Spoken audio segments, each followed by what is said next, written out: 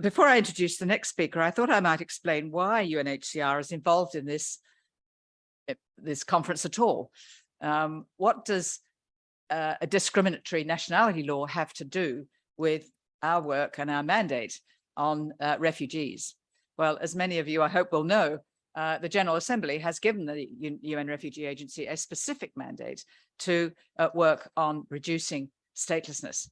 And of course, it is true that statelessness in itself can be a cause of forced displacement, hence refugee status, but equally, displacement can itself be the cause of statelessness when it becomes so difficult for children to be registered, for people to lose their documentation and be unable to replace them, and so on. So it's a matter of deep concern to the UN Refugee Agency and, of course, to the implementation of fundamental principles of human rights law. As the High Commissioner mentioned, the right to nationality was proposed in 1948, when we had the Universal Declaration of Human Rights under the leadership of that remarkable woman, of course, Eleanor Roosevelt.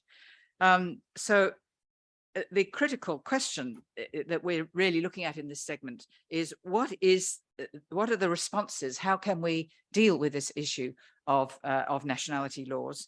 And from the point of view of statelessness, UNHCR has taken on this extraordinary obligation to bring an end to statelessness by the end of next year, the I Belong campaign, which has now been going for more than 8 years. There have been very considerable successes, but we have a great deal more to do. And that is why it's so important that in this segment, we look at what it is that governments are doing to take the courageous and bold steps in many of their jurisdictions to reform their laws. It's critical, we think, to achieving the outcome ultimately of the I Belong campaign.